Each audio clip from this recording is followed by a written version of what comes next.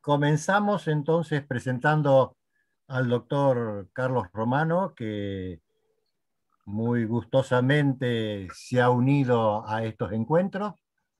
El doctor es experto internacional en niñez y derechos humanos, asesor y conciliador en crisis internacionales, doctor en ciencias jurídicas en especialidad en derechos humanos, magíster en derechos humanos y derecho internacional humanitario, profesor internacional de posgrado, escritor de una decena de libros y varias editoriales sobre derecho, conferencista, juez y embajador ad honorem de la República Argentina.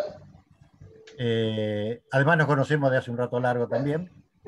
Este, lo invitamos entonces a que nos acompañes, Carlos, con tu charla. Bueno, un placer, ante todo agradecerte la invitación, Juan Carlos, esta oportunidad de verte, de ver a la gente de San Isidro y bueno, decir que para lo que me convocás no es un tema muy fácil. Yo voy a pedir autorización para compartir, que no nos hallamos antes, pero puede ser. Sí, sí. Ahí está. Eh, Ahí está. Hablar de los DESCA es toda una cosa complicada porque de algún modo tuvo su encauce y su esquema de confusión. Cuando hablamos de DESCA en materia de derechos humanos, el punto de partida es el Pacto Internacional de Derechos Económicos, Sociales y Culturales, pero cuando hablamos de DESCA en derechos humanos, en realidad hay un agregado allí.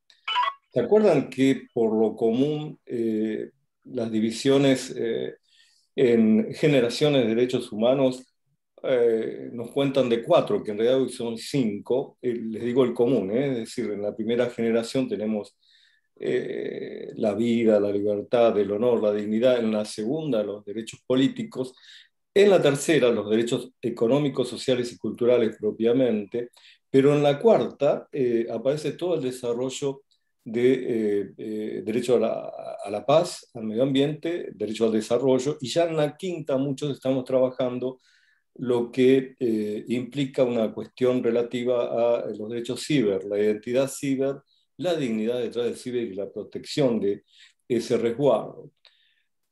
Pero la idea base es que cuando hablamos de DESCA, ahí les puse, vieron que yo no soy por lo común de pasar y proyectarme detrás de un PowerPoint, pero lo creí necesario en este momento porque hay cuestiones que, valga la pena, están tan debatidas que merecen que leamos los artículos de donde provienen. Fundamentalmente a partir de esta idea, ¿no? La persona humana no es el objeto, sino el sujeto activo del desarrollo económico y social, y no se puede avanzar hacia un nuevo orden económico ni asumir la defensa del ecosistema sin reconocer nuestra dignidad personal. La dignidad de la persona humana, sobre lo que más ha trabajado el continente, y les diría que mejor desarrollo intercontinental es sin duda el de la Corte Interamericana en este aspecto, tiene que ver con ese reconocimiento personal que nos hace importante para el goce y la defensa y reclamo de este tipo de derechos, que yo en definitiva siempre caigo en Karel Vazak, en lo que es mi clasificación preferida y la que involucro en mis libros.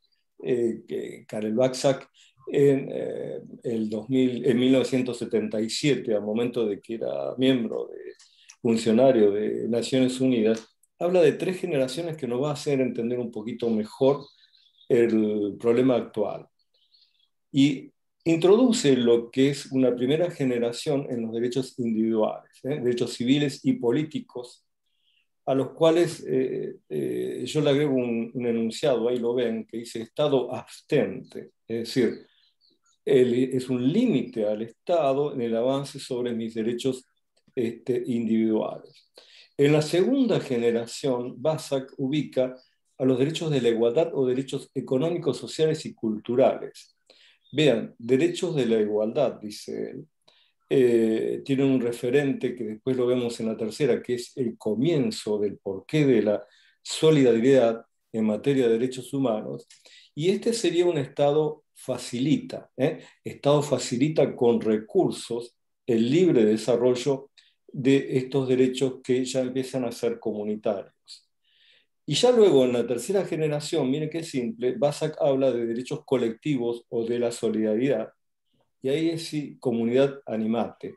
Animate porque en el medio de todo esto, lo que estaba ocurriendo ya en los 70 era un constante debatir derechos de la primera y segunda generación, conforme los teníamos clasificados, y un no ingresar nunca en este tipo de derechos de función colectiva, solidaria, que necesitan de cooperación internacional y que por una cuestión política nunca desarrollamos, nunca comunicamos, informamos debidamente, y que sin perjuicio, en trinchera, vemos que en realidad hay más reclamo, más necesidad sobre este tipo de derechos que declaraciones sobre algunos derechos individuales que vienen trabajados de que la humanidad es humanidad. Es más, yo lo hubiese llamado TESCAP, justamente ahí lo estoy poniendo, porque en realidad lo que ocurrió en los 90 es un grave freno a la búsqueda de una convención internacional sobre el derecho a la paz y en cierta medida hubiese sido necesario seguirla trabajando y desarrollando. Pero vamos a lo que nos concierne y que les estoy leyendo la observación número 1 del Comité Ejecutivo. Esto fue de los derechos del niño, claro está, esto fue en el año 2001.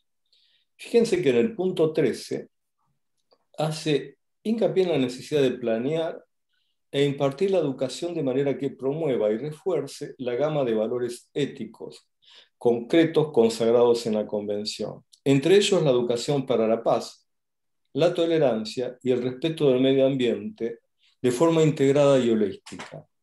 La educación debe tener lugar en el seno de la familia, pero también les corresponde un importante papel a las escuelas y a las comunidades. Y se hace participar activamente en ella a los niños en proyectos ambientales, locales, regionales o mundiales.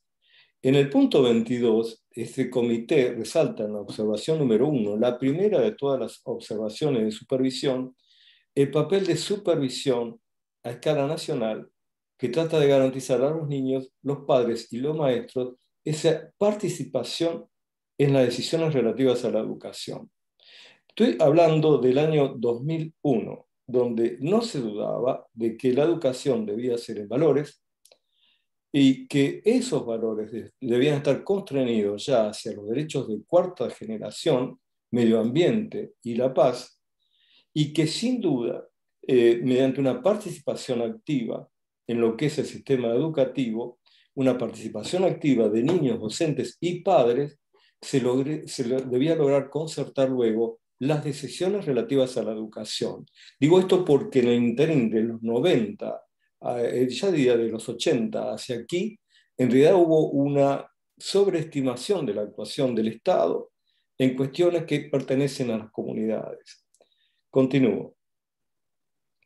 Esto es de tesis. Cuando me investigaba mi tesis doctoral, escribía estas cosas que también van a ayudar a disipar algunas dudas.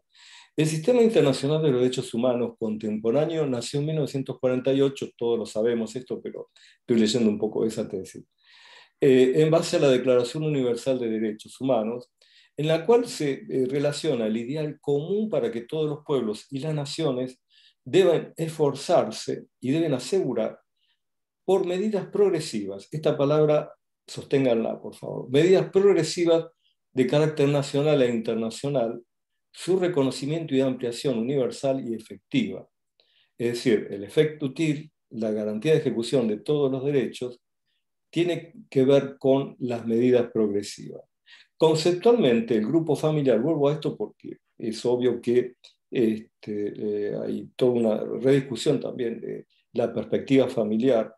El grupo familiar precede al Estado y el Estado es el que está en servicio hacia. Eso lo sostienen los sucesivos tratados y la propia legislación doméstica. Lo van a encontrar en el artículo 3 y 4 de la Ley Nacional y su descripción como grupo familiar, por eso es que hablo de grupo familiar allí, en el artículo 7 del decreto 415.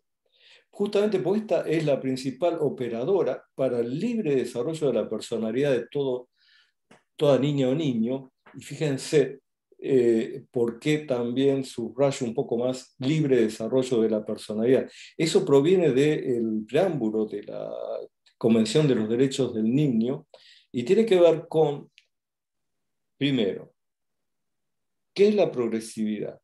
La progresividad, la mejor definición la van a encontrar en el artículo 26 del Pacto de San José de Costa Rica.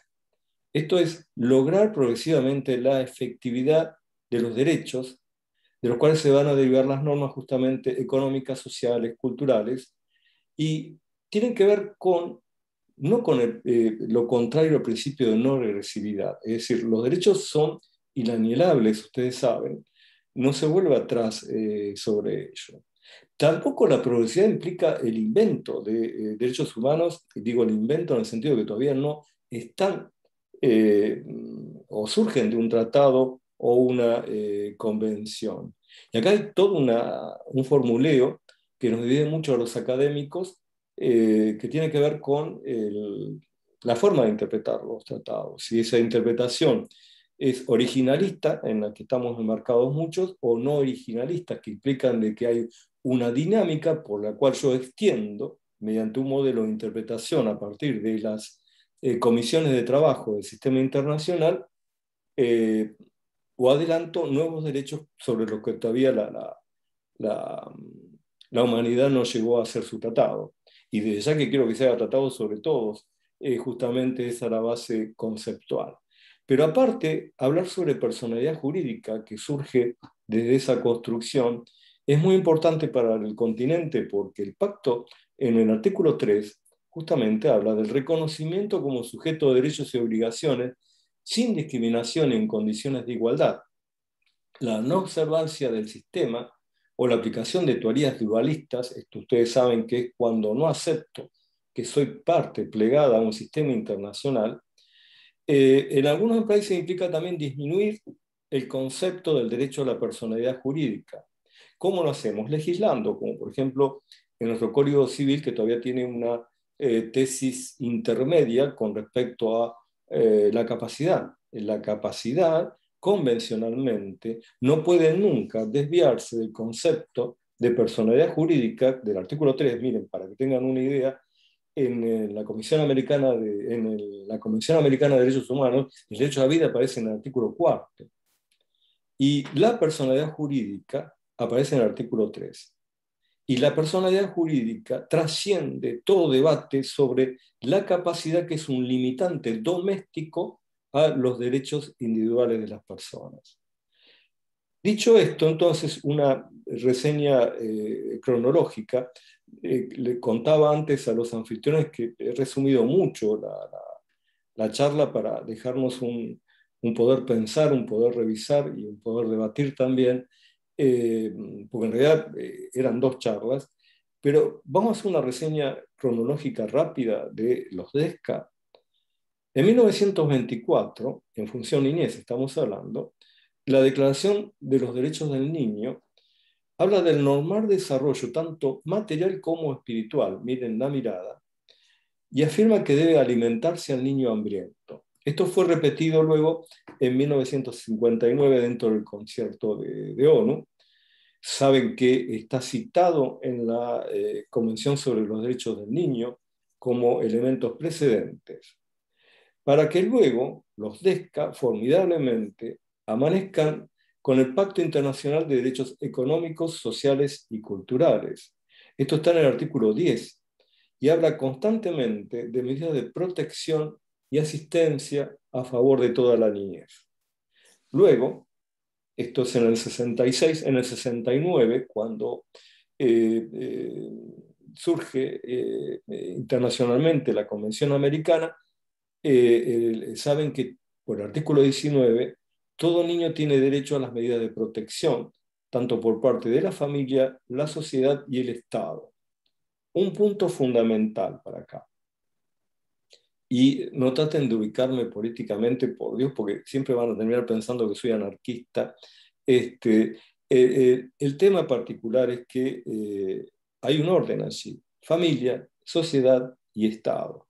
Lo que estoy es refiriendo desde el punto de vista científico nada más, cómo estamos en cierta medida incomodando a través de un desorden de los valores, y que en esto sí afecta el producto.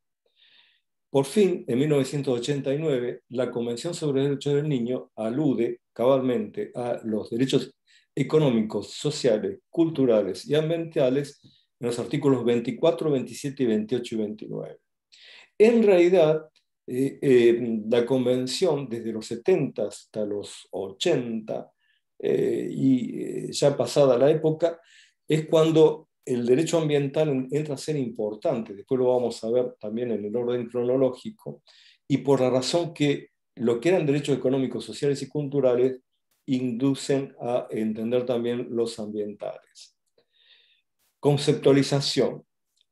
Las medidas apropiadas rondan alrededor de derechos que provienen de convenciones.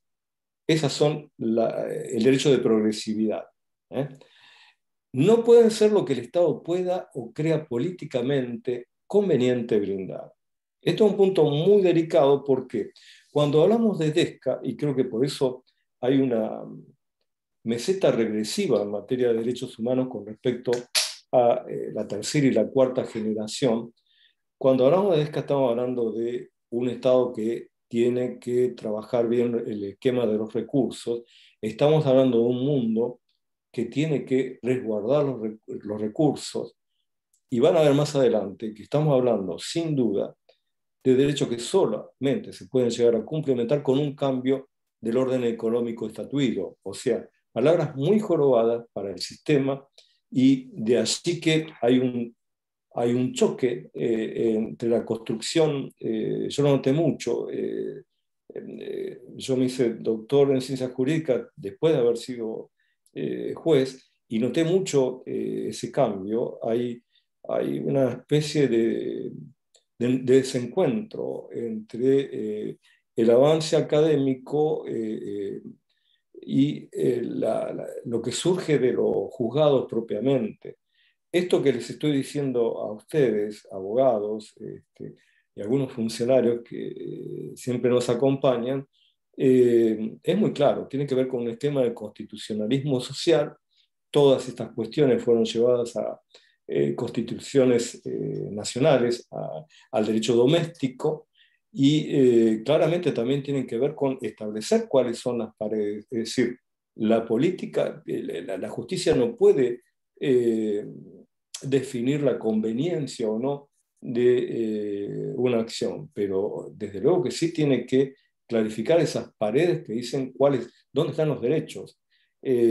Acá es donde empezamos a mezclar mucho con el debate de política internacional. Eso es lo que quería explicarle. Por ejemplo, ¿dónde se ve claramente? En el derecho a la salud. El derecho a la salud, que está en el artículo 12 del Pacto Internacional, tiene por parte de la Corte Interamericana una frase ejemplar: si quieren profundizar derechos de salud, bajen Poblete Vilches contra Chile. Es un fallo absolutamente explotable en todas las áreas. Ahí estoy citando a Clericó y Aldao, en un argentino y una mexicana, muy científicos del derecho también, en interamericanización del derecho a la salud. Miren lo que dice la Corte. Sostiene que el derecho a la salud respecto de la atención de urgencia es de cumplimiento inmediato. No se pregunta si el Estado tenía buenas razones para no cumplir con sus obligaciones, que es un conflicto entre principios. ¿Por qué? Porque la mayoría de las defensas, Chile hizo la misma defensa que la mayoría de las naciones, o sea, decir que no pueden cumplir con algo y porque tienen una deuda o porque el gobierno anterior patapín pataplán. Es decir, establecen defensas políticas, que es donde se equivocan. La Corte dice claramente que en cambio se pregunta qué hizo el Estado para honrar la obligación de cumplimiento inmediato. Esa es la que surge del derecho a la salud en caso de atención de urgencia de un adulto mayor que requiere protección reforzada. Vilches, Poblete Vilches, era una persona adulta mayor que no recibió la atención ni se acercó a una ambulancia cuando más lo necesitaba. En el artículo 12, en definitiva, al referirse al derecho de la salud, el pacto dice que toda persona tiene el disfrute del más alto nivel posible de salud física y mental. Y entre las medidas están prefijadas para el Estado la reducción de la mortinatalidad y de la mortalidad infantil y el sano desarrollo de los niños. Reitero, año 1966.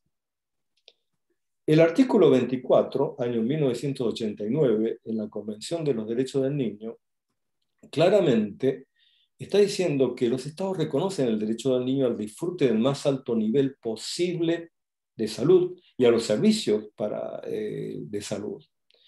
Habla también de reducir la mortalidad infantil, la atención primaria de salud, habla de combatir las enfermedades y la malnutrición. Me estoy acordando del amicus que integré el año pasado por la muerte de 33 chicos huichís en el norte argentino.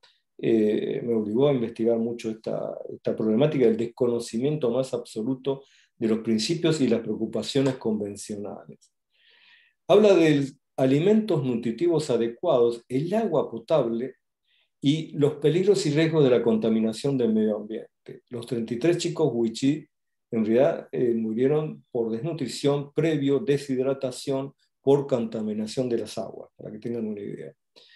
Y en D, asegurar atención sanitaria prenatal y postnatal apropiada a las madres.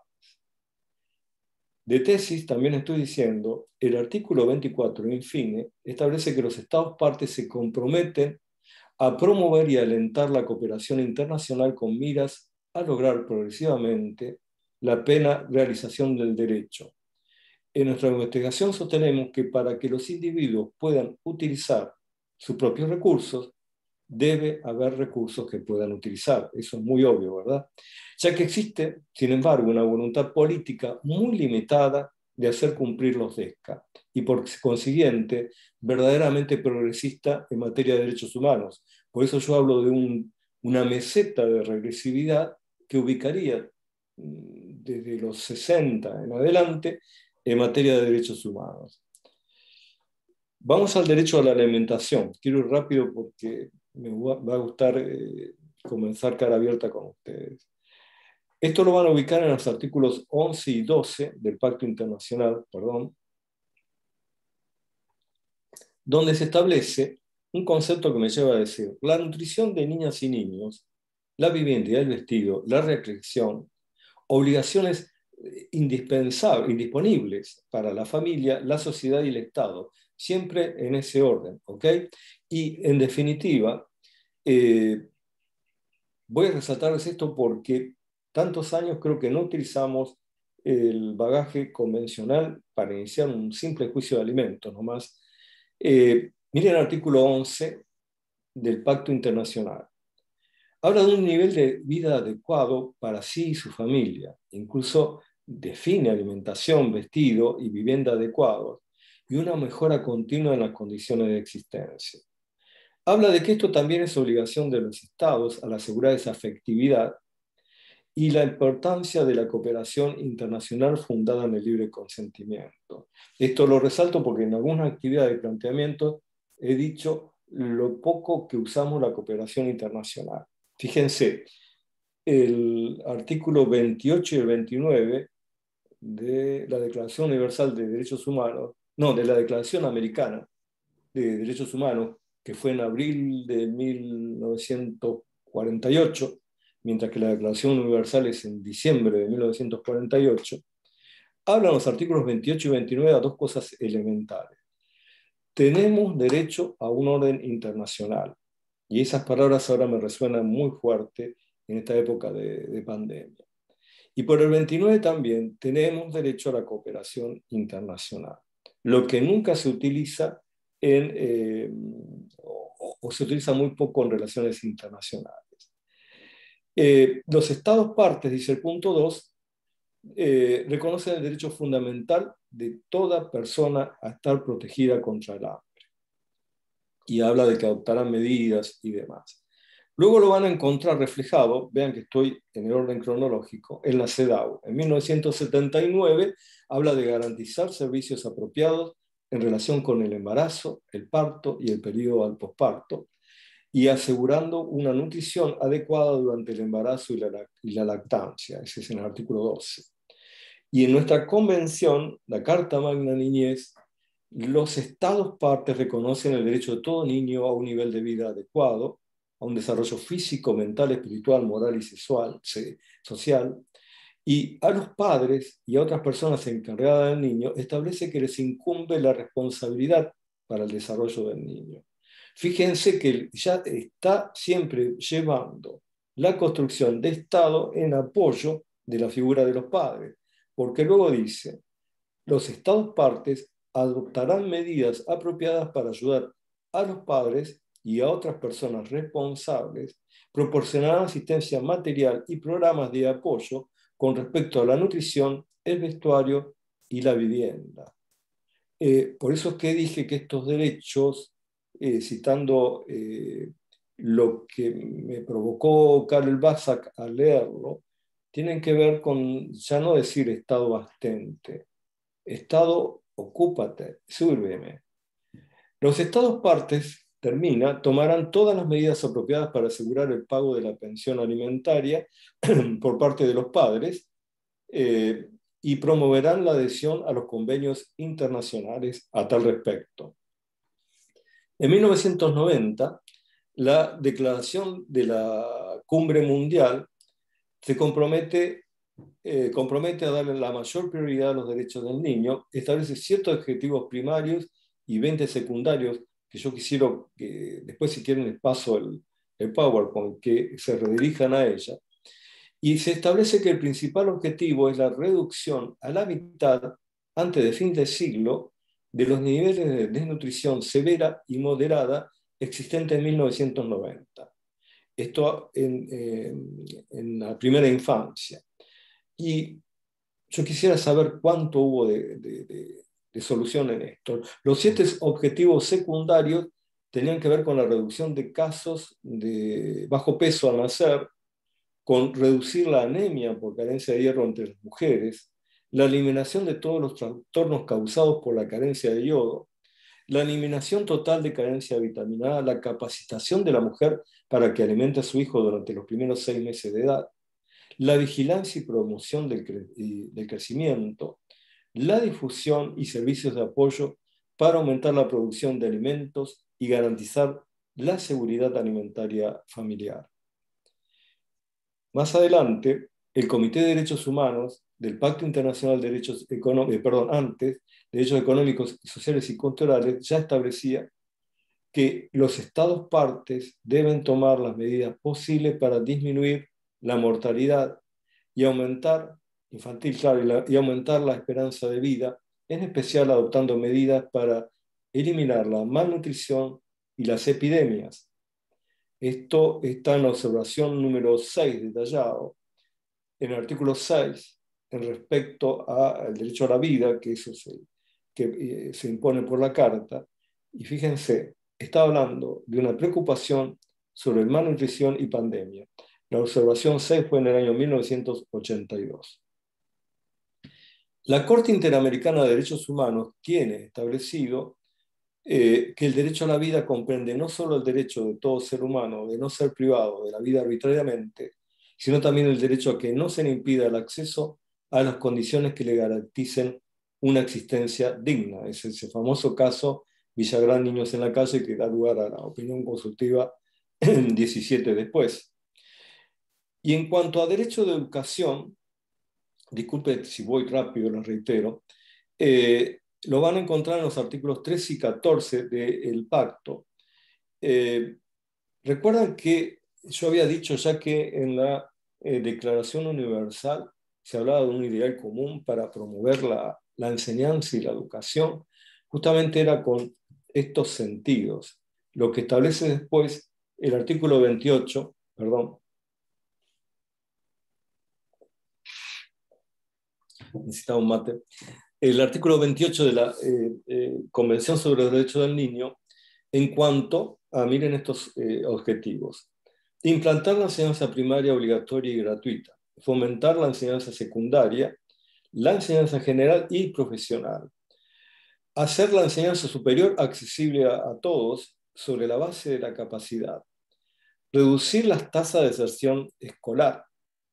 Esto involúcrenlo después con la resolución 120 de la Comisión Americana de Derechos Humanos, que la pueden encontrar en mi web, relatada, esto fue de abril del 2020, con respecto a el derecho a educación en tiempo de pandemia.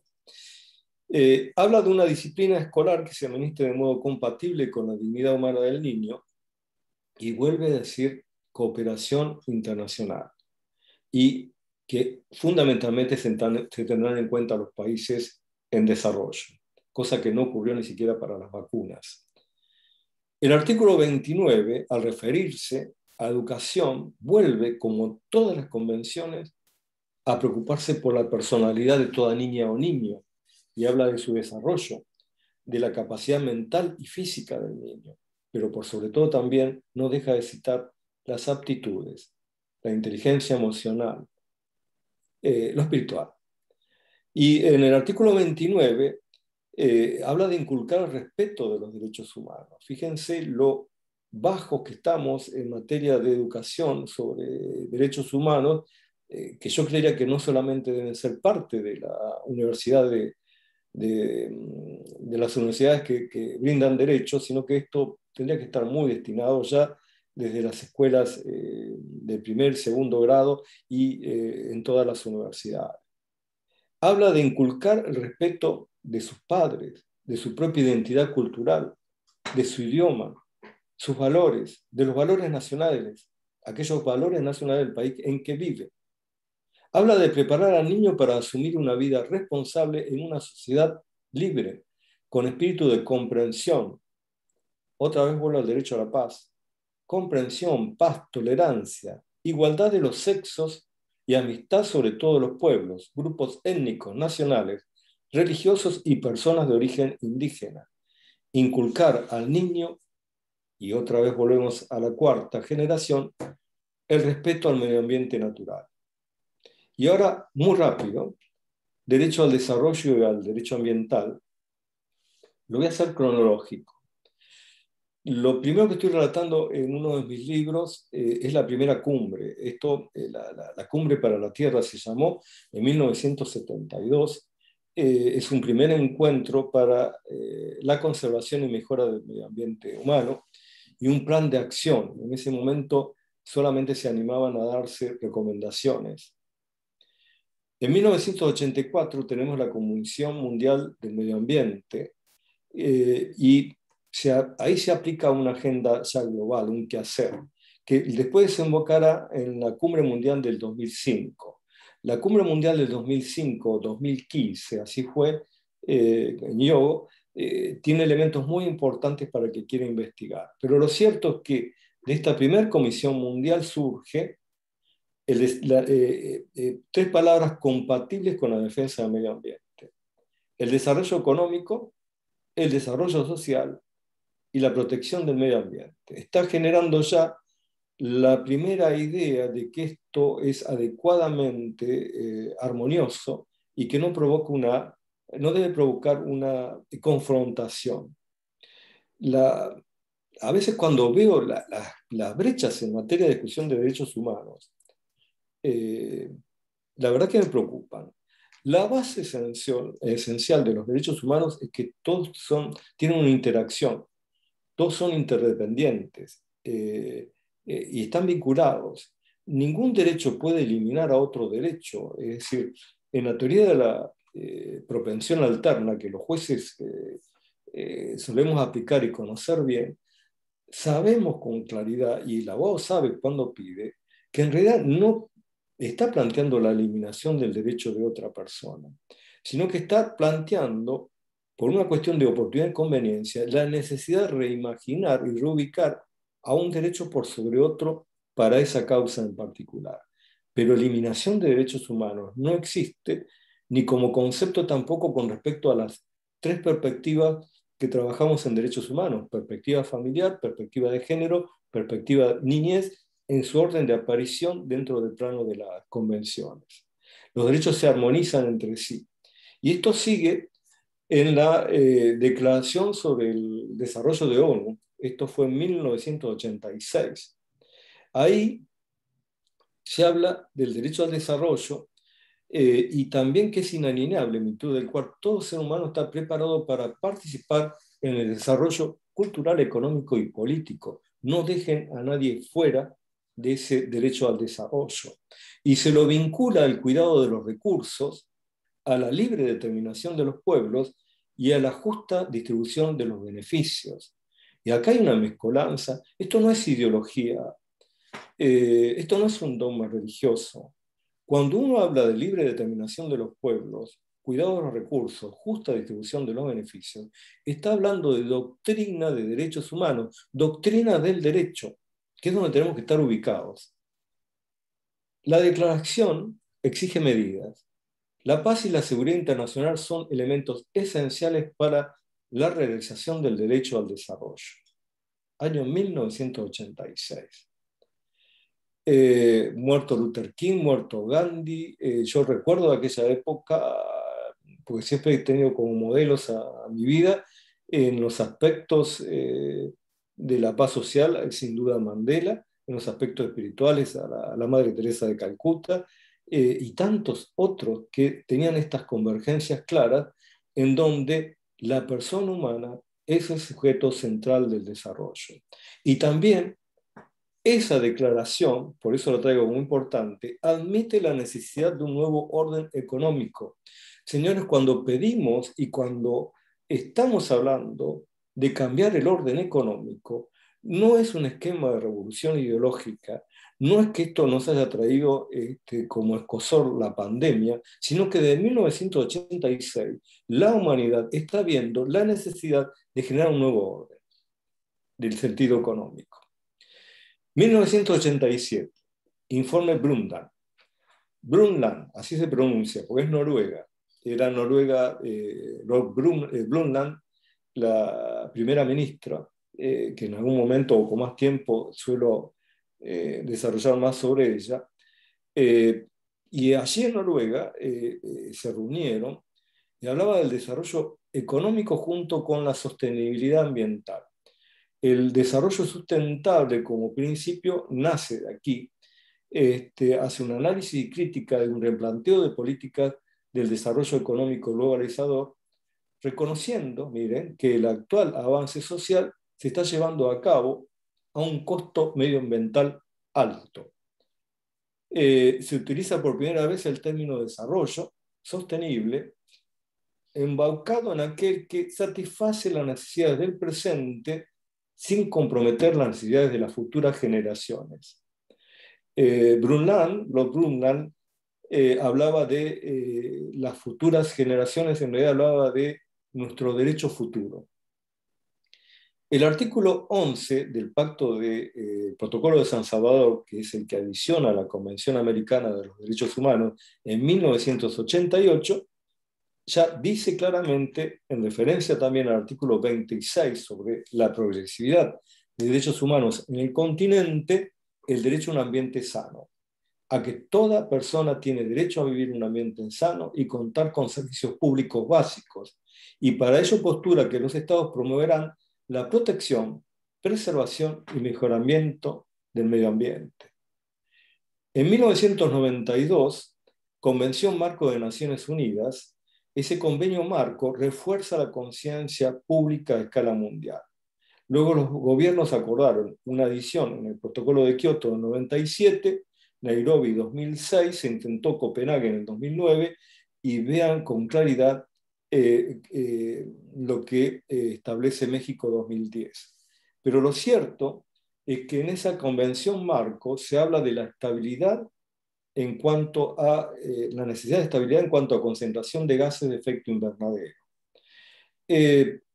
Yo le diría que ese convenio marco es un poco de la naciente en el cual tenemos un lógico y exceso de preocupación en materia de clima, y ya se veía como inevitable el cambio de clima, y que se hablaba de no solo abordar eh, acciones preventivas, sino también la adaptación de nuevas condiciones climáticas o la adaptación a las nuevas condiciones climáticas. Saben que hay hasta estudios como para hacer una especie de paraguas o ensomecimiento en la atmósfera.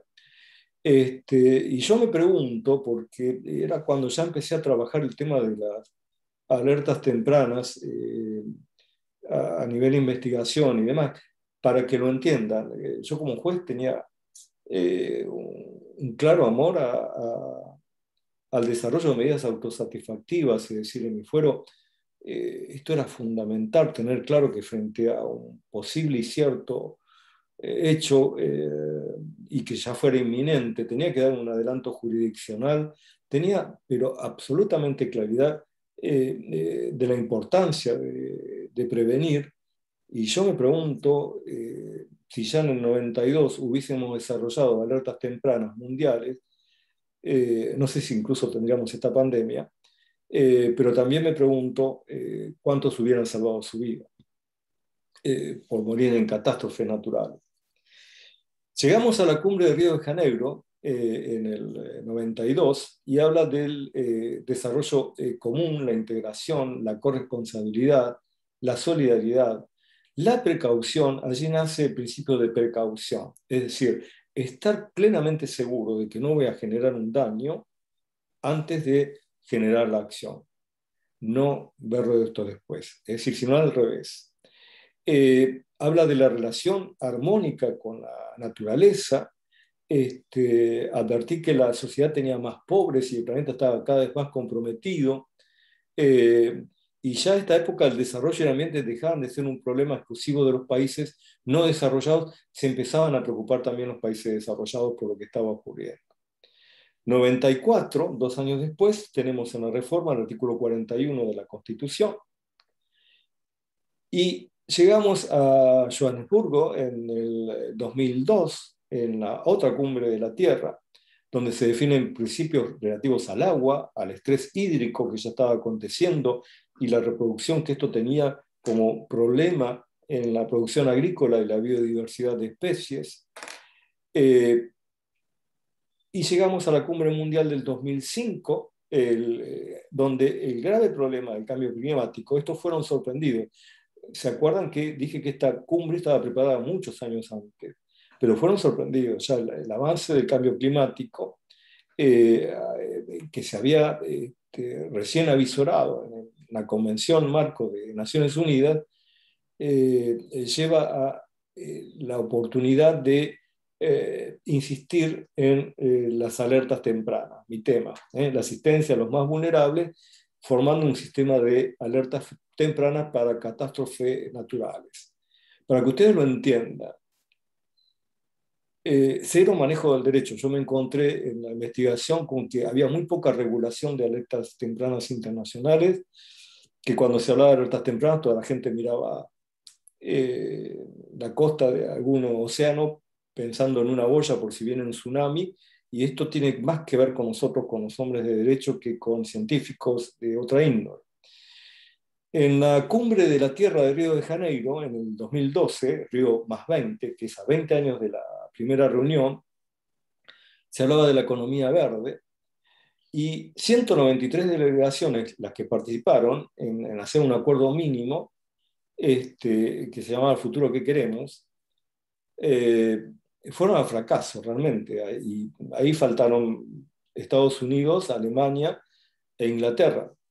Se empezó a notar la disfuncionalidad. Yo hablo de una disfuncionalidad del Sistema Internacional de Protección de Derechos Humanos a partir del 2003, que con la invasión a Irak sin anuencia del Consejo de Seguridad, pero se notaba en lo que es el acuerdo climático, al cual se arriba con preocupación en el 2015 en París, hablando de el futuro sostenible con bajas emisiones de carbono, y el objetivo central de París en el 2015 es mantener el aumento de la temperatura mundial de este siglo por debajo de los 2 grados centígrados.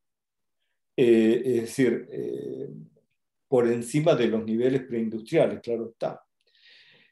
Paso rápido todo lo que es la jurisprudencia americana y fundamentalmente lo que es la opinión consultiva 2317 aquí, porque sin perjuicio es muy importante la opinión consultiva 23 del año 2017. Esto es por mi aplicación a ser cronológico y prolijo. No puedo dejar de destacar de la opinión consultiva el derecho a la consulta previa frente a las realizaciones políticas o ejecuciones de construcción de obra. La salvaguarda de las tradiciones culturales, la opinión consultiva, el año pasado ya la Comisión Interamericana había hablado de la cosmogonía indígena. La Corte vincula mucho en la opinión consultiva a la cosmogonía indígena con la salvaguarda de los derechos naturales, y nace el principio pro natura junto al de precaución y al de prevención. Eso lo vamos a ver más detalladamente. Pero miren, ya voy terminando, que no los quiero cansar. En la COP25 es Convención de las Partes, se llama, del 2019, o sea, el año pasado, se determinó que los Estados Unidos y la Unión Europea son responsables de casi el 50% de las emisiones acumuladas, y China representa casi el 30%. Estados Unidos, China, Rusia e India no dieron señales de ningún tipo de compromiso en la COP25. Es muy importante, se lo digo a nivel chisme, que en septiembre debe reunirse la COP26, la cual fue relegada por la pandemia. Y claramente dicen que deben multiplicarse por 5 los esfuerzos globales si se quiere lograr que el aumento de la temperatura quede por debajo del 1,5. ¿Recuerdan los 2 grados que se quería no superar?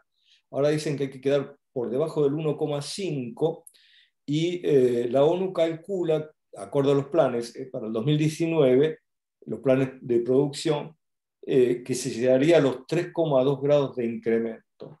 Claro que no sé lo que ocurrió durante 2020 con el parate de la producción en cuanto a este problema. En esa conferencia, la conferencia de las partes, había un lema: es tiempo de actuar. Estoy hablando de diciembre del 2019. Guterres, el secretario de Naciones Unidas, la abrió diciendo: si no cambiamos urgentemente nuestra forma de vida, ponemos en peligro la vida misma. En la actualidad, la población, y ahora vuelvo a nuestro continente, la población joven, entre 10 y 24 años, son 237 millones de jóvenes que han atravesado la pandemia con situaciones estructurales de inequidad y desigualdad. Eso va a ocasionar que niñas y niños y adolescentes enfrenten duras barreras de acceso para gozar plenamente de los derechos y para participar de una forma accesible, activa, en los asuntos que les afectan diariamente. No lo digo yo, lo está diciendo en las resoluciones 120 y 133-20 la Comisión Interamericana de Derechos Humanos. UNICEF dice que 72 millones de niñas, niños y adolescentes de América Latina viven en pobreza multidimensional. ¿Saben lo que eso significa? No tienen atención médica, educación, nutrición adecuada y vivienda digna. Y tienen, según la resolución 133, la mayor tasa de homicidios de adolescentes y jóvenes se ha registrado en la época. Esto sí lo digo yo. La nueva gobernabilidad confronta una contradicción entre lo libertario y el Estado omnipotente frente a personas libres e iguales que ya no desconocen su dignidad. Las nuevas formas de Estado y comunidad requieren un concepto operativo en donde los derechos individuales no ceden, sino que se ennoblecen en solidaridad. El gran desafío del derecho deberá ser el encuentro con la realidad. Por eso creemos en la sinergia de la ayuda internacional humanitaria, que es lo que trabajo, derecho internacional humanitario, para la construcción de protocolos urgentes. Yo hablo que si logramos protocolos urgentes locales, es decir, en el nivel doméstico, ayudamos al encuentro global, y que esto operará también en función de una nueva organización mundial.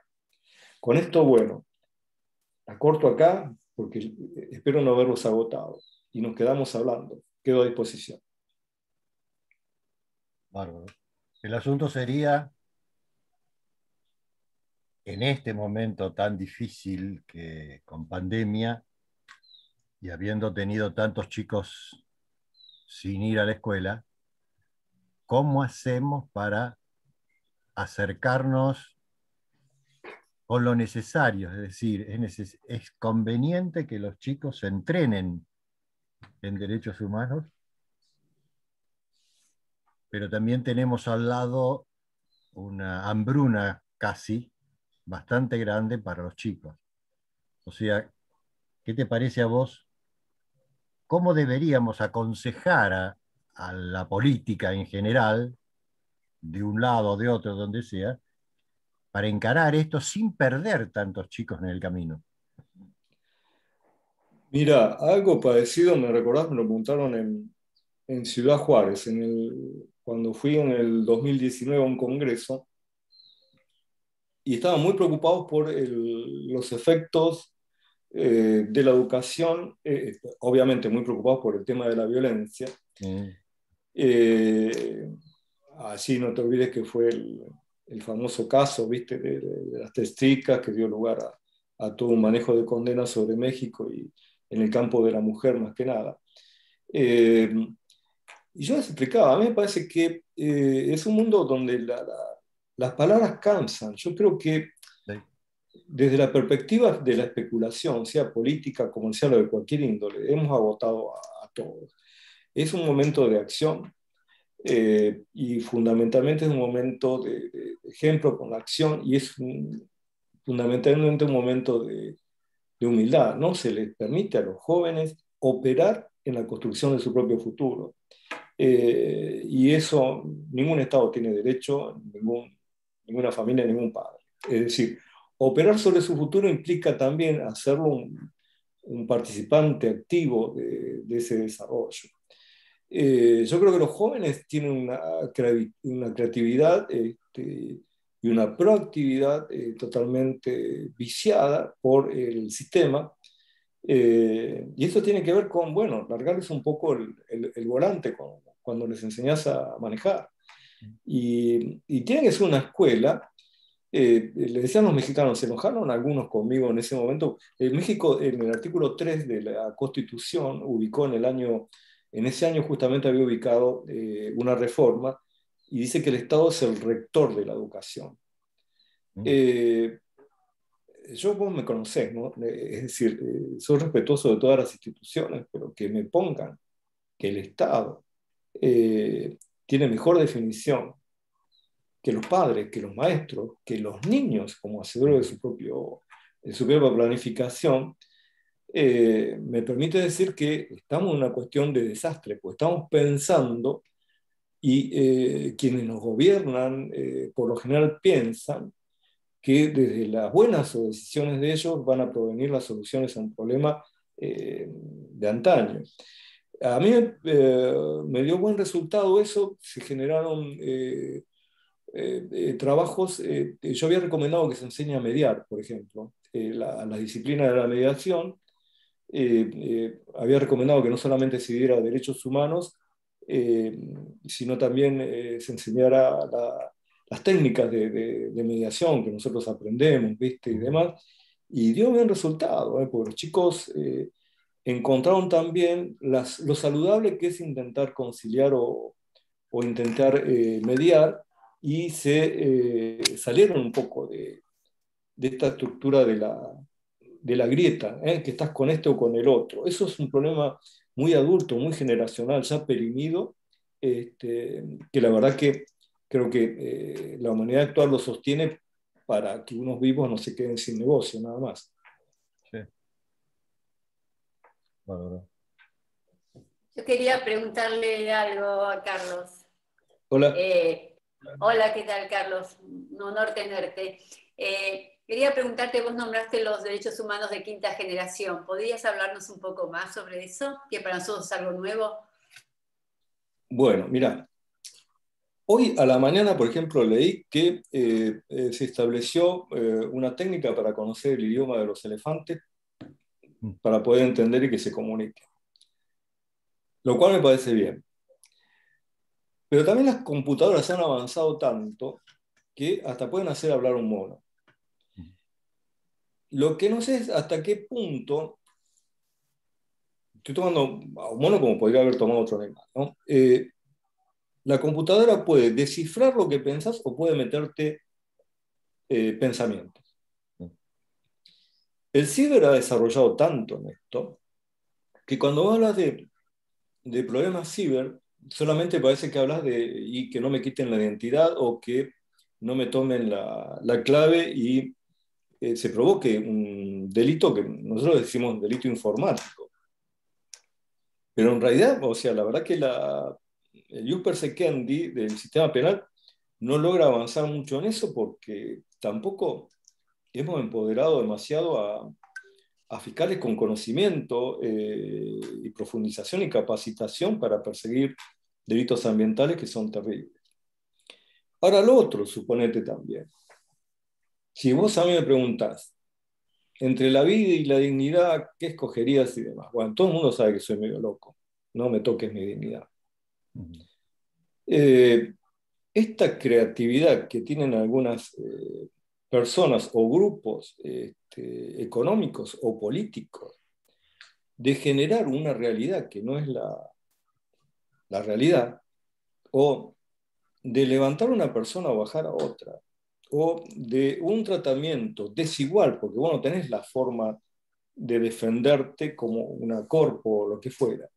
Y también me parece no solamente una afectación a la dignidad, sino también una afectación al derecho a la igualdad.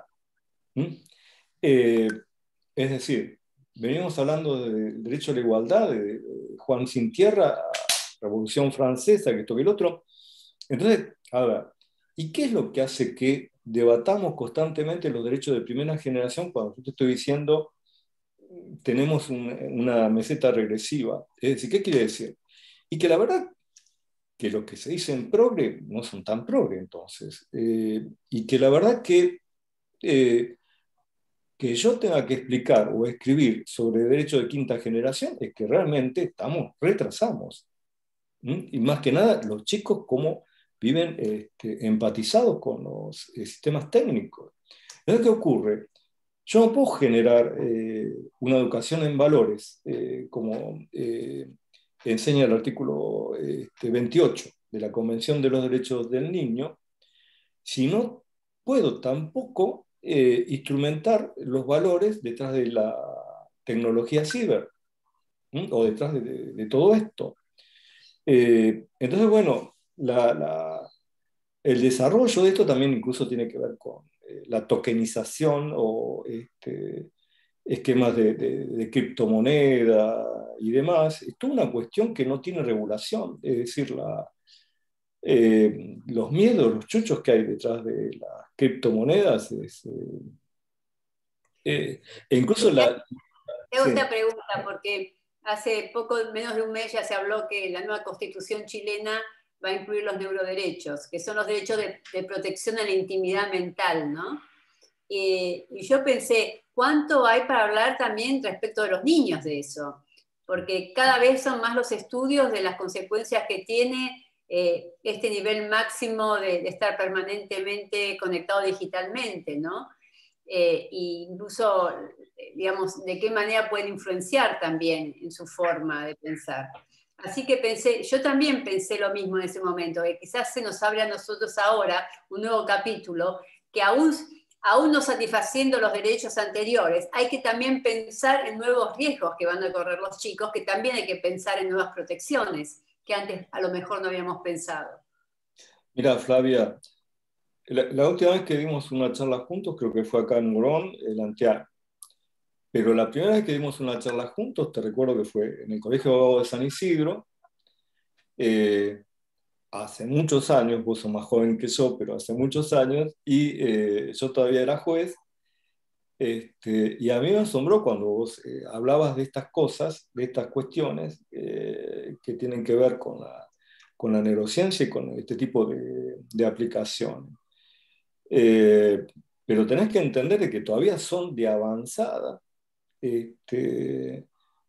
para una sociedad que ya debió haberlas trascendido. Si se hubiese conocido y desarrollado más todo este tipo de esquemas alrededor de las neurociencias, o si se hubiese aplicado derechos humanos dentro del ciber, yo no sé qué tan mal íbamos a pasar en pandemia. Quiere decir que hubo condiciones de agravamiento por un no hacer, por un no desarrollo de derechos humanos, y venimos charlando de derechos humanos, y es más, cualquiera habla de derechos humanos, dice lo que quiere, se posiciona donde quiere, y no leyó una sola convención. Esa es la realidad. Y incluso yo lo vi, reitero, lo confieso, ¿será que un abogado que está en práctica, un juez que está a cargo de un juzgado, al estar en trinchera tenés más condición de realidad? Pero cuando entré en la vida académica, yo creo que incluso la hice internacional por agotamiento con el nivel académico nacional, te digo la verdad. Era discutir abstractos cuando vos necesitas un derecho con sentido práctico que te lleve al encuentro. Sí, bueno, un poco gracias al doctor Fugareta, que fue nuestro maestro, nosotros seguimos esa línea aquí, ¿no? Desde un observatorio para conocer la realidad, desde los foros. Pero también yo me hago esta pregunta, digamos, no tenemos satisfechos de la primera generación, no los de la segunda, pero ya se nos plantean problemáticas de los de la quinta generación. En algún punto, digamos, va a ser muy complejo esto, pero son tan grandes los riesgos también que los vamos a tener que tener en consideración. Imagínate que sí, pero ¿quién le pone el cascabel al gato? Acá hay que reconocer que en realidad venimos atrasados y explicarle al mundo político y al académico que políticamente está vinculado que son regresivos, no progresivos. Es todo un tema, tenés que salir a buscar el cambio, discursos claros, pero por sobre todo hechos. Ahora, ¿quién tiene el manejo de los hechos? Y mira, como siempre el pueblo. Yo creo que la cuestión va a pasar por allí. Sí, pero hay toda una, es como decir, hay también una cultura que explica la realidad en términos que a veces no condicen con lo que vemos día a día, ¿no? Es una política. Ahí yo me animo a decir más. Yo creo que es una construcción política que viene de los 60, que está claramente vinculada con, no solamente con esquemas de control poblacional, sino más que nada manejo de recursos. Si yo te dijera, es decir, por dónde pasa, a ver, se los voy a presentar, voy a compartirles algo. ¿Me dejan de vuelta? Dale. Claro que sí. Dale. Después no van a andar diciendo que tengo posición política, esto, lo otro. Saben que no me ocupo de eso. Lo sabemos, Carlos, lo sabemos. A ver. Vamos a compartir la diapositiva. Ahí. Antonio Guterres, el secretario general de ONU, 12 de abril, hace poco, ¿no? Señaló que el último año se ha producido un aumento de 5 billones de dólares en el patrimonio de los más ricos del mundo y urge un cambio de paradigma económico para lograr alcanzar un desarrollo sostenible y evitar una crisis de larga duración. El titular de la ONU señaló que la recuperación de la pandemia y el impulso necesario para una respuesta global equitativa al momento que vivimos están poniendo a prueba el multilateralismo. Esto es el sistema de protección de derechos humanos, por eso yo digo que disfunciona. Una asignatura que hasta el momento Guterres considera fracasada. Yo en mi tesis largué que disfuncionaba, ya el secretario general dice fracasó. También destaca la necesidad de una distribución equitativa de las vacunas, que hasta ahora está siendo sumamente desigual, e instó a los gobiernos a que consideren la posibilidad de aplicar un impuesto de solidaridad o sobre la riqueza a quienes se han beneficiado durante la pandemia para reducir las desigualdades extremas. Las desigualdades extremas. A ver, ¿alguien me puede decir que el secretario general de ONU, no sé, portugués y todo lo demás, me está hablando dentro de un marco ideológico religioso? No, está convergiendo en una doctrina internacional. ¿Quieren más? El autor de ¿Por qué el socialismo? Aclaro que no estoy diciendo que participo del socialismo, que no, estoy hablando del autor de un libro, en mayo de 1949 dijo: el capital privado tiende a concentrarse en pocas manos, en parte debido a la competencia entre los capitalistas. Que este es el problema, es decir, él no hablaba, porque conozco bien su libro, sobre el capitalismo o sobre el liberalismo, hablaba sobre la preocupación en la concentración de capitales, que quede claro. Y en parte porque el desarrollo tecnológico y el aumento de la división del trabajo animan la formación de unidades de producción más grandes a expensas de las más pequeñas. El resultado de este proceso es una oligarquía del capital, miren el concepto, oligarquía del capital privado, cuyo no se puede controlar con eficacia incluso en una sociedad organizada políticamente de forma democrática. Esto es así porque los miembros de los cuerpos legislativos son seleccionados por los partidos políticos, financiados en gran parte o influidos de otra manera por los capitalistas privados, quienes, para todos los propósitos prácticos, separan al electorado de la legislatura. La consecuencia es que los representantes del pueblo, de hecho, no protegen suficientemente los intereses de los grupos no privilegiados de la población. ¿Quién escribió eso? ¿Alguien sabe? En 1949, Albert Einstein, en su libro ¿Por qué el socialismo? Albert Einstein, en 1949, lo mismo que otros pensadores, estaba haciendo un comentario que refunda hoy día el secretario general de Naciones Unidas. O sea, a ver, ¿qué vamos a debatir? ¿Por qué no nos arremangamos y trabajamos en consecuencia? Acá ha existido un complejo manejo de concentración de capitales, se ha desvirtuado el sistema ONU, hoy día depende de la guerra comercial de Estados Unidos con China, y no puede ser que la salida pandémica tenga que ver con que se pongan de acuerdo estos dos, con el que terceriza, que es Rusia. No puede ser que los derechos dependan de esto y que se siga debatiendo derechos de primera y segunda generación cuando tenemos necesidad de que los pibes salgan a las calles funcionando plenamente en derechos de tercera, cuarta y quinta generación. Esto es lo que sincroniza en nosotros como proveedores del derecho, investigadores del derecho. Esto es lo que tenemos que hacer notar. Ya basta de diálogos estériles, funciones prácticas. Por eso hablo tanto de las alertas tempranas, Flavia, Juan Carlos, amigos. Es decir, yo creo que si empezamos a generar protocolos locales, aunque sea para dinamizar la cuestión, el mundo va a ir focalizando de protocolos locales la sustitución de este sistema. Cuando yo hablo de sustitución del sistema de protección de derechos humanos, también algunos se rasgan la vestidura. Y les suelo leer a Vigo, Rodolfo Vigo, en uno de sus libros, con claridad dice que Nuremberg, el proceso después de Nuremberg, viene a sustituir el sistema de derechos humanos vinculado a partir de la Revolución Francesa.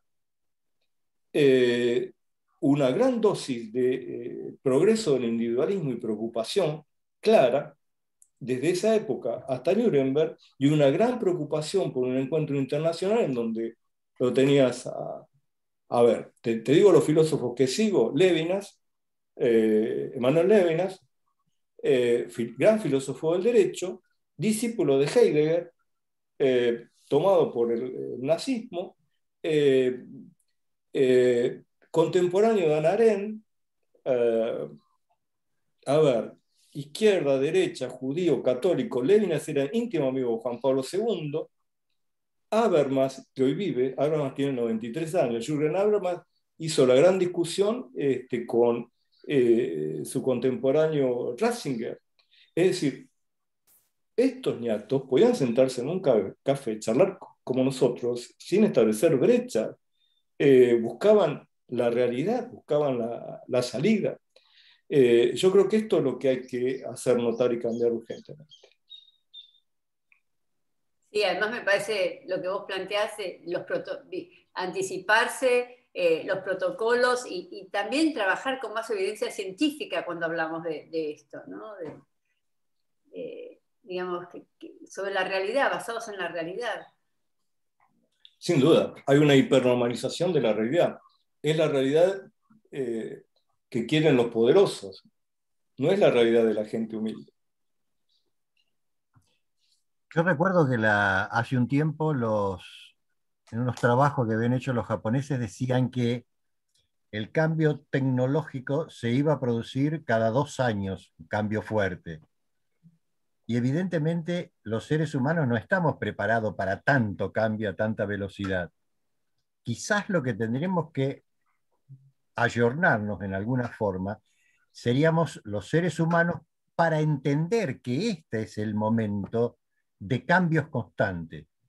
Un poco como decía Bauman, lo cierto y concreto es que lo más firme que tenemos es la incertidumbre. O sea que si nosotros tenemos para adelante la incertidumbre, lo que tenemos que hacer es lograr erigir algunas bases para simplemente entender que no es nada, que no estamos llegando a una meta, sino que es un constante camino de cambio que nos cuesta, sí, pero que tenemos que aceptar. Parecería ser que cuando aprenden los adultos a manejar el teléfono celular que tiene, se resisten al nuevo teléfono celular que viene con muchas más cosas. Me parece que eso pasa también, ¿no? Que es aprovechado incluso por los grandes centros de poder para seguir avanzando. Total, hay muchos que van a mirar para otro lado directamente. Eso es filosofía pura, amigo.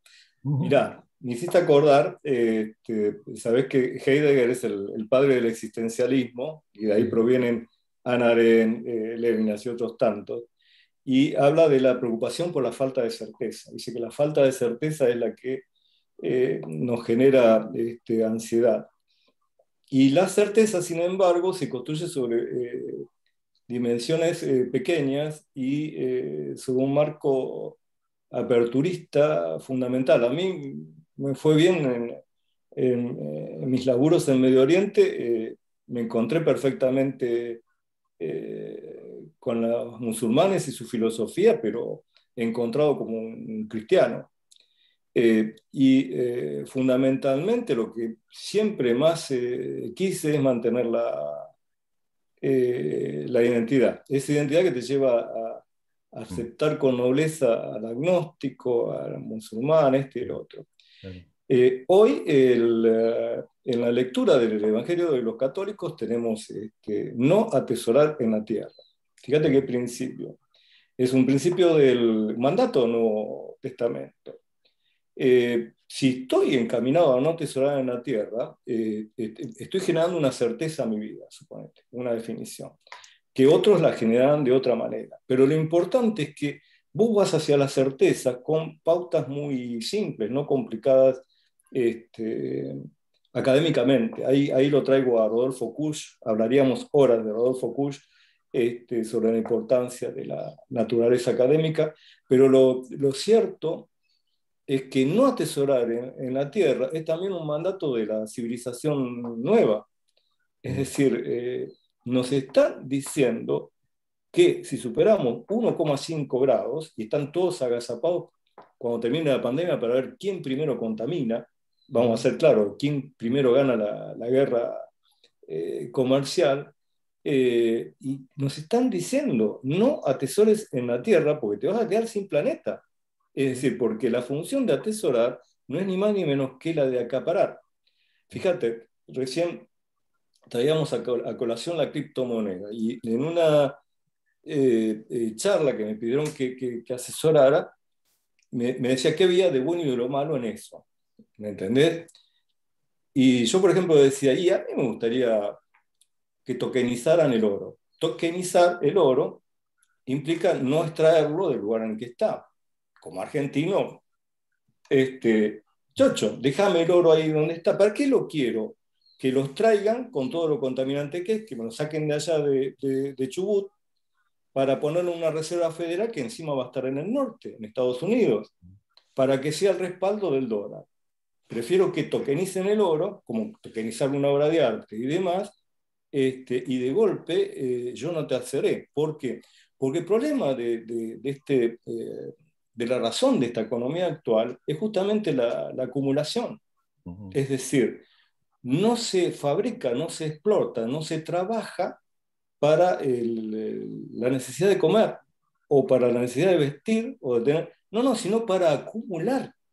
¿Mm? Y eso es lo que trae la gran deconstrucción mundial. Yo no puedo tener una cultura económica basada en la acumulación, porque esto tiene que ver con la falsa explotación de los recursos.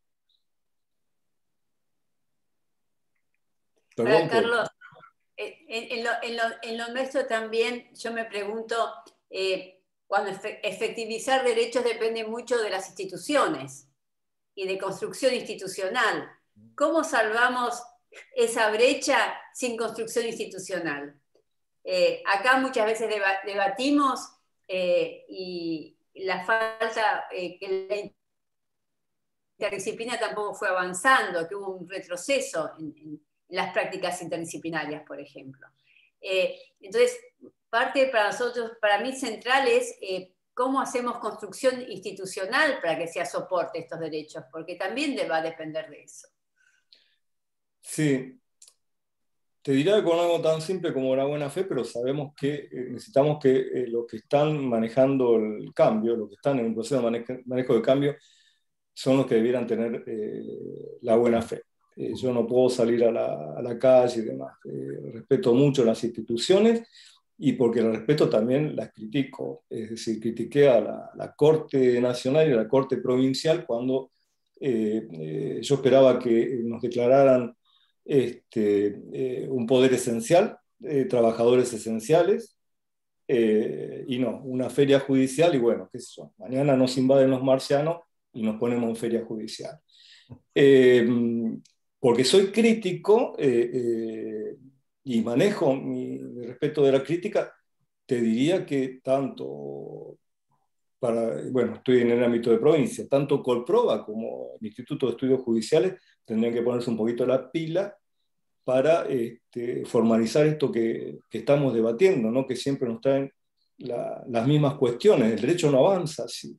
El derecho es una forma de mantener estas corporaciones académicas y de pensamiento sobre un derecho retrógrado.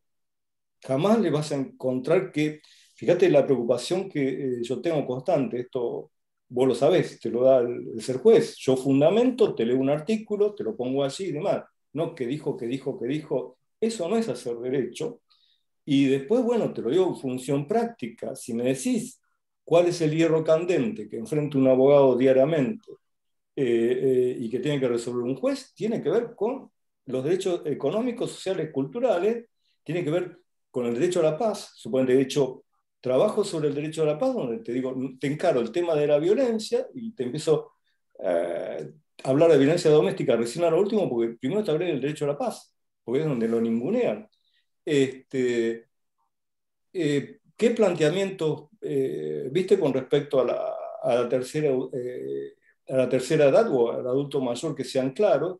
¿Cuál es la preeminencia que se le da a los vulnerables con discapacidad? ¿Qué está pasando con nuestras comunidades originarias? No está en el discurso eso. Esto es lo que me preocupa. ¿Mm?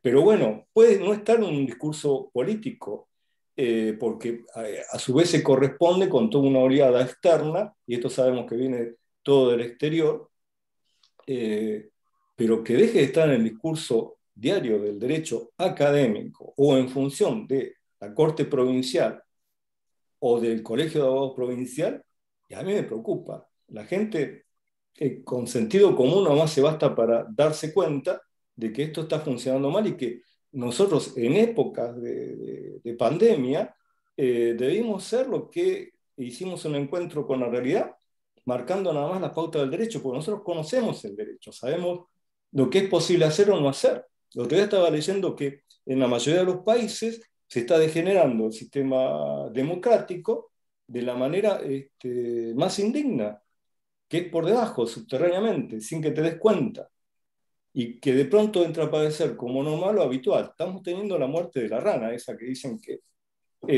la tirás adentro de una Se va olla fría acostumbrando al y... calor. ¿Mm? Tal Se va cual, acostumbrando tal al cual. calor.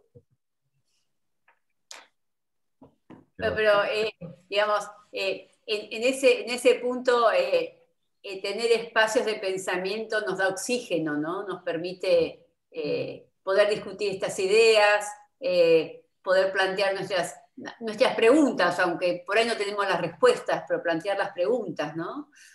Y de alguna manera... La crisis del 30 se salió así.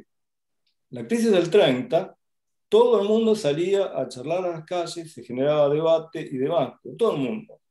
No era que, viste, tenías un partido político hegemónico o una posición contradictoria. No, no, no. Esto se charlaba en las calles. En el 2001 también salimos a generar cultura en las calles y generamos una cultura del trueque histórica para la humanidad moderna. Entonces, ¿por qué ahora no? Y no digo, bueno, salí a la calle y quédate hasta después de las 11. No, no, no estoy yendo en contra de pautas, no soy un antivacuna o un antipandemia, porque ahora estamos teniendo un lindo intercambio, estoy aprendiendo y estoy seguro que también ustedes. Ahora, si no tengo un Estado que me ayude a generar esto, es un Estado que me embaucó porque me dijo que estaba en guerra, que eso fueron los primeros comentarios con respecto a la pandemia, y en vez de enseñarme a pelear, me encerró en un sótano. Y yo no quiero una política que direccione un Estado para meternos en un sótano. Me parece que eso no es progre, justamente. No, no.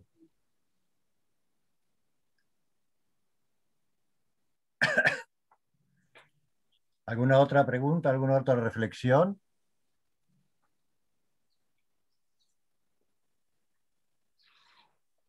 Me parece que vamos a tener que abrir espacios más seguido para discutir a fondo estos temas. Esto es la reflexión que yo me llevo. Y sí, y sí. Y pedir a las autoridades que lo hagan, ¿no? Es decir, Claro. porque funcionan en contra de todo esto, por lo común. Es Reconocer un grave problema. reconocer las posibilidades que todos tienen de aportar. Porque Es indudable. ese es el tema también, ¿no?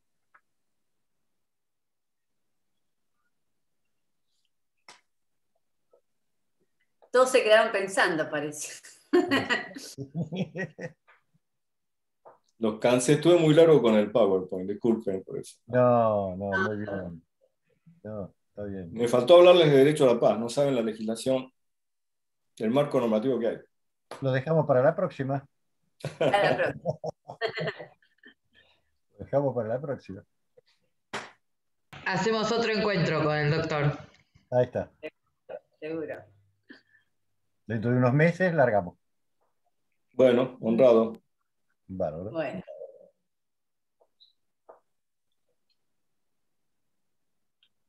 Bueno. Me No parece veo que manos levantadas. No veo manos levantadas. no. María, ¿querés comentar algo? Isabel, que las veo acá presentes, que también colaboran con el doctor y con el observatorio. No, muy contentas por las presentaciones que estamos teniendo, que todos tienen un hilo conductor, ¿no? Que son los derechos humanos, y nos traen toda una visión de lo que se está discutiendo. Yo creo que en realidad se van a cruzar los derechos de primera generación con los de quinta generación, porque cuando afecta un derecho de quinta generación, también están afectando un derecho de primera generación, como puede ser el derecho a la vida o a la salud, y que son cuestiones que no se van a resolver, pero que se van a ir superponiendo, ¿no? En el caso de Chile, me parece que justamente ellos salieron a plantear esta reforma y es una muestra muy evidente, ¿no? Que espero que termine muy bien la reforma constitucional de Chile y van a incorporar todos estos temas de neurociencias que nosotros estamos viendo por otra parte con Flavia y cómo eso afecta la conducta humana y cómo puede ser útil también. Pero me parece que acá todavía estamos en otra sintonía. Quizás es el momento ahora que se dio en Chile y acá estamos en otra sintonía en este momento, ¿no? Sí, leo un poco. A El chat dice, excelente para repensar el futuro de nuestra sociedad, excelente disertación, nos llama a la reflexión a todos, muchas gracias, excelente encuentro, nos quedamos pensando, mucho para pensar. Fui alumna del doctor Romano en la carrera de Trabajo Social, en la Facultad de Morón, un placer volver a escucharlo, gracias, dice Patricia. Patricia Lupich dice, muchas gracias. Sandra Noemí, excelente disertación sobre un tema tan importante como preocupante, felicitaciones. Así que, Isabel, levantaste la mano vos.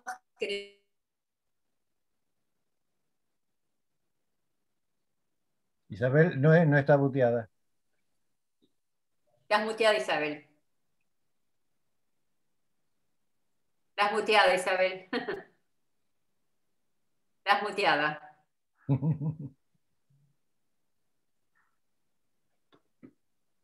No.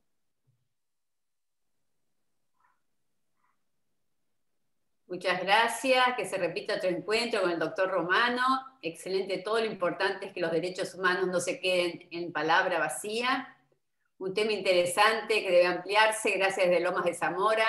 Alguien escribió de Salta, alguien más escribió de Tucumán, así que hay personas de todo el país que nos acompañan. Isabel, te desmuteaste. Sí. No, lo que pasa es que el anfitrión no me permitía desmutearme. Yo quería hablar, pero no me permitían hablar. Y bueno, la verdad que gracias, Carlos, por la charla, como siempre brillante, de tantas veces escucharte en tantos encuentros. Y sí, creo que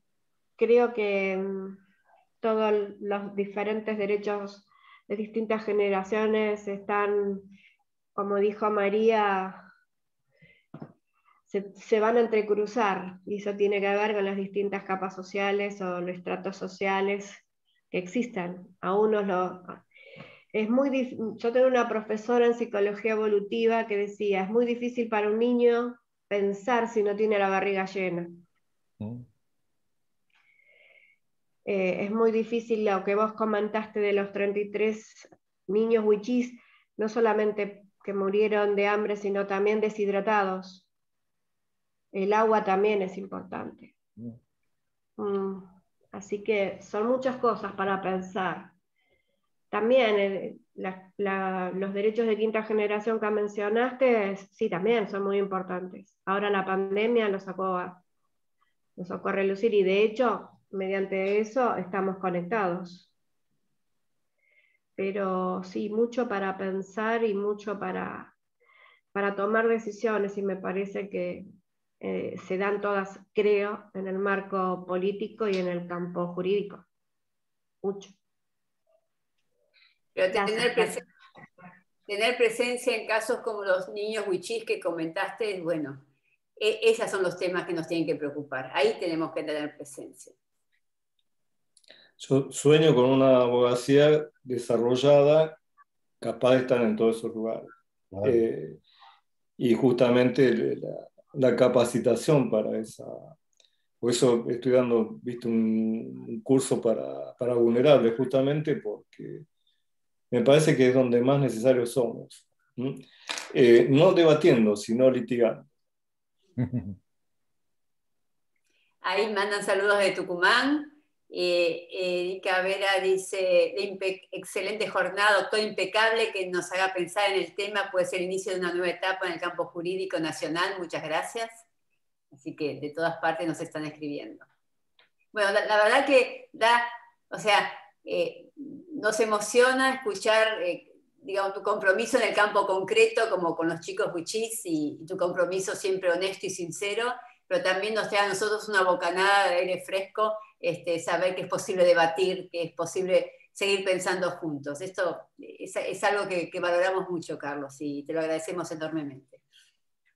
Bueno, gracias. Doctor Fugareta, lo dejo a usted, que es el anfitrión del observatorio. No, si no hay más preguntas, te agradecemos, Carlos. Hemos restablecido en este tiempo aquellas charlas que teníamos allá lejos. Se levantó una mano, doctor. A ver, antes de irnos. ¿Quién? Andrea Barral. No, estuvo aplaudía, nada más. Ah, bárbaro. Bueno, te agradecemos y nos pondremos en contacto en unos meses para seguir la charla y además acumular lo que vaya ocurriendo en este tiempo para ver cómo se hace que los adultos reconozcan la importancia de los chicos como un sector social constante que tiene una importancia muy grande para ser oídos, porque en muchos casos el artículo 12 de la Convención sigue como una declamación. Yo creo que por ahí nos tendríamos que sentar, los adultos tendrían que sentarse con los chicos que no han podido ir a la escuela y que no tienen la experiencia social de estar en la escuela, cómo logramos armar este futuro para estos chicos, porque les está faltando una porción de crecimiento social. A mí me parece importante lo que decís. Vamos a mirar eso y volvernos a encontrar para seguir profundizando. Y además pensar cómo hacemos para universidades que tienen una estructura dada, poder introducir todo este cambio que es necesario reconocerlo y ponernos a trabajar. Mira, un poquito nada más, me estiro en esto. El otro día, en una webinar que hice con la Universidad de Vigo, con otra experta de niñez en crisis bélica, y viste que yo la comparo niñez en crisis bélica con niñez en catástrofe, como la que estamos teniendo y demás. Ella citó, y también por mi lado y demás, el derecho de escucha. Es decir, ni los operadores políticos ni los operadores judiciales pueden violar el derecho de escucha. Se está violando constantemente el no oír a niñas y niños, y eso es grave, es una primera afectación a derechos humanos que tampoco tiene por qué ocurrir, es decir, no tiene nada que ver con que si los escuchás vas en contra de algo. Al contrario, no están siendo escuchados, y eso es grave. Bueno, Juan Carlos, para mí fue un placer. Disculpe el resto del auditorio, pero ver a Flavia, verte a vos y a vos, que decías justamente nuestras antiguas charlas de café. Bueno, espero que se vuelvan a, ahora que estamos más estables, obligados, sin viajar y todo eso, que se vuelvan a dar. Y la verdad que para mí es un placer estar de esta manera con ustedes en San Isidro. Y bueno, me convocan cuando quieren, saben que no tengo vanidades ahí, ningún problema. Muchas gracias, Carlos. Fue un lujo tenerte. Desde Salta también te están mandando saludos de todas partes. Así que, bueno, enormemente agradecidos. Bueno, gracias. prometido para la próxima, que va a ser muy pronto. Bueno, cómo no. Gracias. Magnífico. Gracias. Nos vemos. Hasta luego. Nos vemos.